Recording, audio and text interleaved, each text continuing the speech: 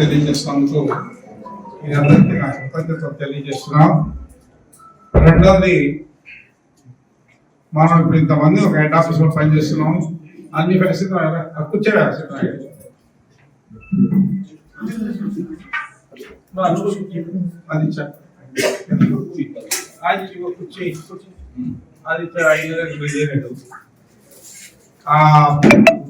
మనం సంస్థ పెట్టిన 77లో 1977 అంటే 47 సంవత్సరాలు వచ్చాము.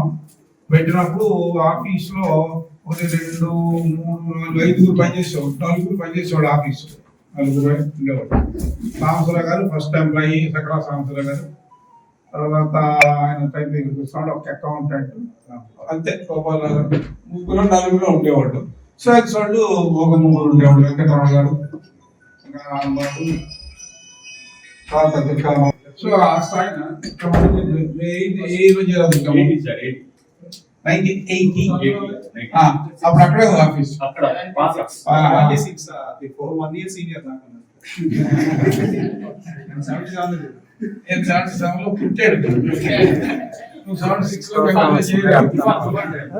ఫస్ట్ ఎంప్లాయీ సకల సంస్థలో.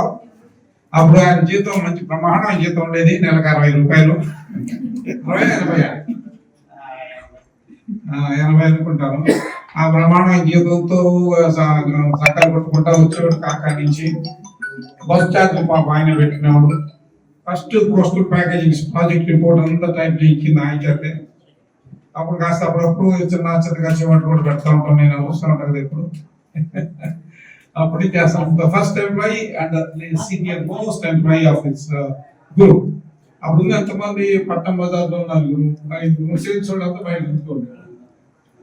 ఆ స్థాయి నుంచి కూడా ఆఫీసులో సుమారుగా 90 నుంచి 100 మంది ఫుల్ ఫ్లెడ్జ్డ్గా సేల్స్ వాళ్ళతో కలుపుకుంటూ పనిచేస్తున్నారు.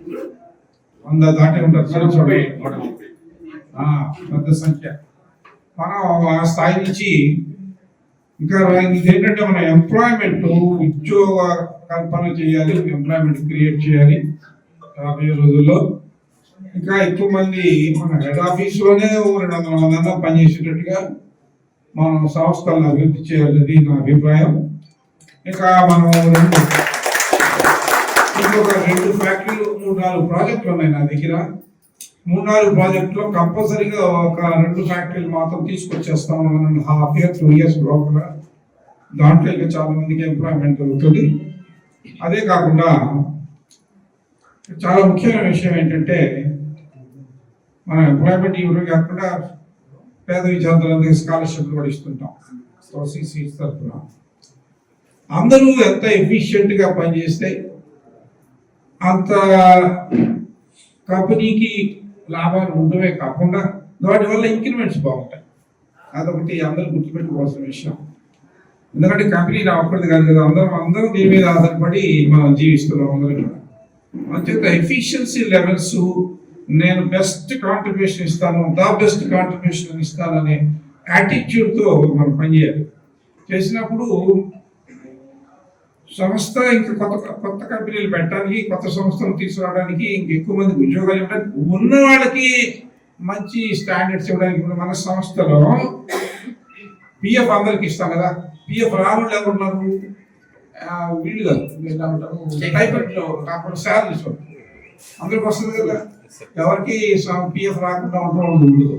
పిఎఫ్, ఈఎస్ఐ, బోనస్, గ్రాట్యుటీ బయటకు వెళ్ళేటప్పుడు బోనస్, పిఎఫ్, ఈఎస్ఐ, బోనస్, ఇంకోటి ఫెసిలిటీస్ ఉన్నాయి. 5 ఏళ్ళు మినిమం పనిచేసి ఏదైనా కారణాల వల్ల రిజైన్ చేసి పెడుతున్నాం, లేకపోతే రిటైర్ అయిపోయినామో మన గ్రాట్యుటీ కూడా ఇస్తాం. అన్ని ఫెసిలిటీస్ మన సంస్థలో 1.5 month బోనస్తో సహా ప్రతి సంవత్సరం ఇంక్రిమెంట్స్ ఉంటాయి.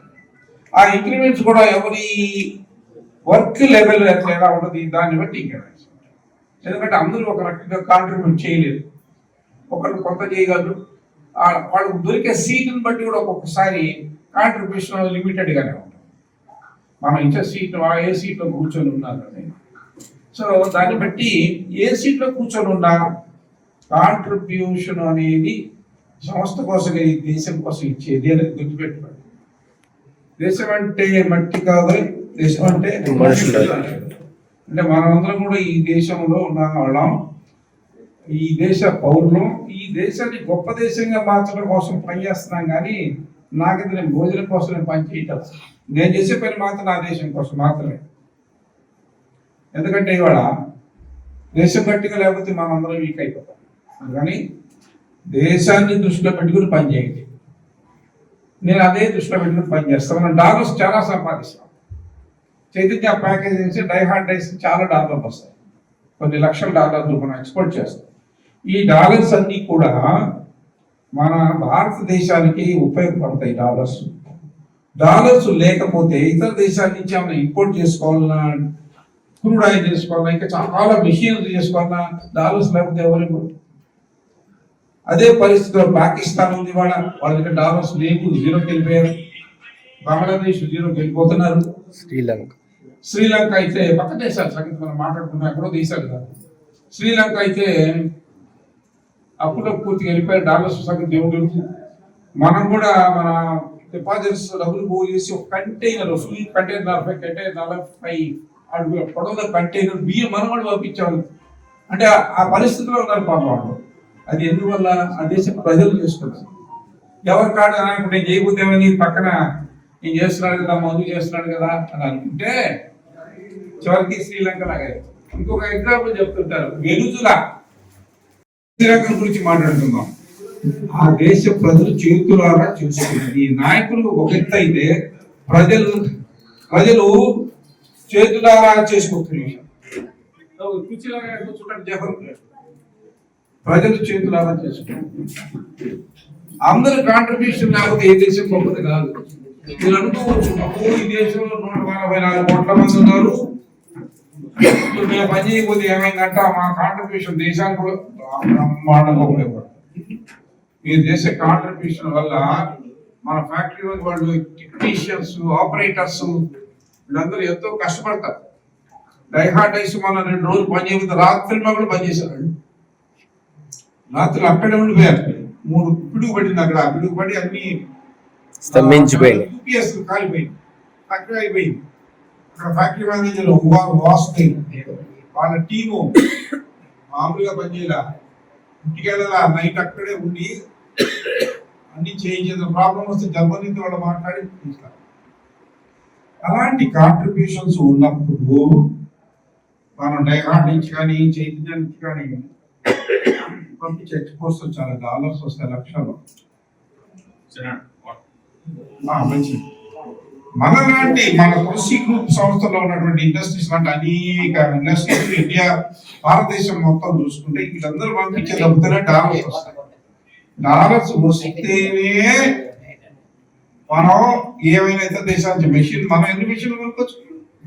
జర్మనీ నుంచి తెచ్చుకున్నాం, ఇటలీ నుంచి తెచ్చాం, స్విట్జర్లాండ్ నుంచి తెచ్చాం, తైవాన్ నుంచి తెచ్చాం, చైనా నుంచి తెచ్చాం, ఇటలీ 160 యూరోప్ అట్టించి కూడా తెచ్చాం. ఏదైనా రావడం రష్యా నుంచి వస్తుంది, ఫిన్లాండ్ నుంచి వస్తుంది. ఇవన్నీ ఎలా వస్తాయి? డాలర్లు లేకుండా రూపాయలు ఇస్తారు. డాలర్ దేశంలో మనం ముఖ్యంగా మనం గర్వంగా చెప్పుకోవాల్సింది, మీ కృషి గ్రూప్ సంస్థలు మనం డాలర్స్ సంపాదించి దేశానికి కాంట్రిబ్యూషన్ చేస్తున్నాం. ఆ డాలర్స్ ఉంటేనే దేశ రక్షణ కోసం చైనా బార్డర్ లో ట్యాంకులు కొనాలన్నా, ఈ కొనాలన్నా కూడా మన దేశం, మన సైన్యం బలంగా ఉంటేనే మనకు రక్షణ.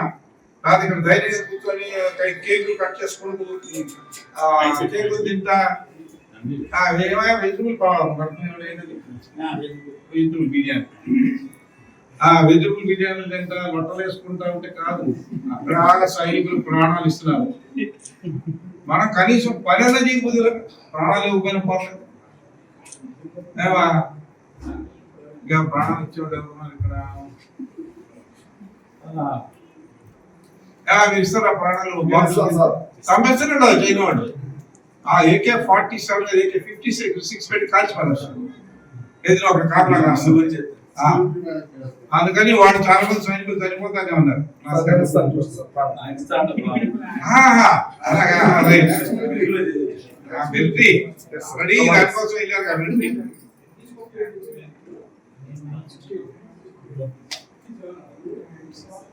అందువల్ల ఇదేంటంటే ఎక్కడో గుంటూరు అరండల్పేట 4వ లైన్ 5వ క్లాస్ లో కూర్చొని మేమేదో పని చేసుకుంటుంటే ప్రాణాలు ఏమంటాడు, అక్కడెక్కడో హిమాలయాలు ఎవరు ఉన్నారని చెప్తావు. ఏదైనా అసలు వాళ్ళంతా మనం ప్రొటెక్ట్ చేయబట్టి ఇక్కడ ప్రశాంతంగా పని చేసుకుంటున్నాం. వాళ్ళు మన ప్రొటెక్షన్ ఇవ్వబట్టి, వాళ్ళ ప్రాణాల నుంచి ప్రొటెక్షన్ ఇవ్వబట్టే ప్రశాంతంగా. అలాంటి ప్రశాంతత పాకిస్తాన్ లో లేదు, శ్రీలంకలో లేదు, అన్ని అమ్మేసుకున్నారు వాళ్ళు, చైనా వాళ్ళకి. అందుచేత భారత పౌరులుగా ప్రతి వ్యక్తి, అనిత కావచ్చు, స్టోరామ్ పేరేంటి, రమాదేవి కావచ్చు, ప్రమీల కావచ్చు, నాగమణి కావచ్చు, ఇంకా లలిత కావచ్చు, ఎవరైనా మీరు అందరూ ఇచ్చే కాంట్రిబ్యూషన్ మీరు ఏదో అనుకుంటున్నారు, ఏదో నేను చిన్న ఉద్యోగం చేసుకుంటున్నాను. నో, మీరు అందరూ ఇచ్చే ప్రతి కాంట్రిబ్యూషన్ దేశాన్ని బలపరచడానికి పరిపించిన కాంట్రిబ్యూషన్ ఇష్టం. గుర్తుపెట్టుకోండి, ఏదో మేము ఏదో ఈ కుటుంబాలను గడుపుకోవడం కోసం, కుటుంబ పోషణ కోసం ఉద్యోగాలు చేస్తున్నాం అనుకున్నారు, పొరపాటు. అది ఒక ఎత్తు, అది చిన్న స్థాయి. పెద్ద స్థాయి ఏంటంటే మీరు చేసేది పెద్ద స్థాయి పని ఏంటంటే ఈ దేశాన్ని చాలా బలమైన దేశంగా మార్చే వాళ్ళల్లో మీరు, అక్కడ యుద్ధంలో ప్రాణాలు ఇచ్చేవాడు వెనకాల నిలబడింది మీరు అనే విషయాన్ని గుర్తుపెట్టుకోండి. ఈ దేశభక్తి అంటారు, ఇంకేమంటారు నాకైతే తెలియదు. అలాంటి పెద్ద పెద్ద మాటలు నా దగ్గర లేవు. దేశం కోసం మాత్రం మనం పని చేయాలి. అది దేశం బాగుంటే మనం బాగుంటాం. తులసి రామచంద్ర ప్రభు 1000 కోట్లు సంపాదించి బాగుంటే దేశం బాగున్నట్టు కాదు. దేశం బాగుంటే తులసి రామచంద్ర ప్రభు కూడా బాగుంటాడు అనే విషయం. ఇది హై లెవెల్ థింకింగ్. ఇది హై లెవెల్ థింకింగ్. లో లెవెల్ థింకింగ్ ఏంటంటే నాకు ఇంక్రిమెంట్ ఎంత పడుతుంది ఈ సంవత్సరం అయితే ఆలోచించలేదు. పని సంగతి దేవుడు, దేశం సంగతి దేవుడు. సరే, రాజకీయ నాయకుల గురించి అసలు మాట్లాడుకోవడం వేస్ట్. ఇప్పుడు చాలా మంది రాజకీయ అంతా డబ్బు వ్యవహారమే. అది మన గురించి మనం మన దేశాన్ని గురించి మనకి పట్టదు, మనకి పట్టాలి. ఈ 144 కోట్ల మందిలో సగం మంది అడల్ట్స్ ఉంటారు, కనీసం 100 కోట్ల మంది. వీళ్ళందరూ దేశానికి కాంట్రిబ్యూషన్ చేస్తేనే, మీ అందరూ ప్రతి క్యాండిడేట్ చేస్తేనే దేశం బలంగా ఉంటుంది. నేను చేయకపోతే ఇప్పుడు గంట నిద్రపోదాం, మధ్యాహ్నం ఎవరు చూడట్లేదు కదా, సాంసరావు గారు సీట్ వెనకాల కూర్చొని నిద్రపోదాం అనుకుంటే అది మీ దేశాన్ని మీరే మోసం చేసుకుంటారు. మళ్ళీ నేను బాగానే ఉన్నాను, హ్యాపీ. నేను ఎప్పుడు పని చేస్తాను, ఈ వయసులో నేను పని చేస్తాను, నా డ్యూటీ నేను చేస్తాను ఉన్నా ఈ దేశాన్ని. 2000 మందికి మనం ఉద్యోగాలు ఇవ్వగలిగాం. ఇంకో 10,000 కంపెనీలు, ఎంప్లాయీస్ అంతా మన మీద ఆధారపడి వ్యాపారాలు చేసుకుంటారు. మనకి సప్లై చేసేవాడు ఎంతమంది, ఇన్ని రకాల గుండ్స్ దగ్గర నుంచి మెషిన్ వరకు సప్లై చేస్తారు, పేపర్ సప్లై చేస్తారు. అంతమంది బతుకుతున్నారు ఇక్కడ ఈ సంస్థలు ఉండటం వల్ల. గుర్తుపెట్టుకోండి, మీ బాధ్యత గ్రాంధికంగా చెప్పండి గురుతరమైనది అంటే చాలా బరువైనది అన్నమాట.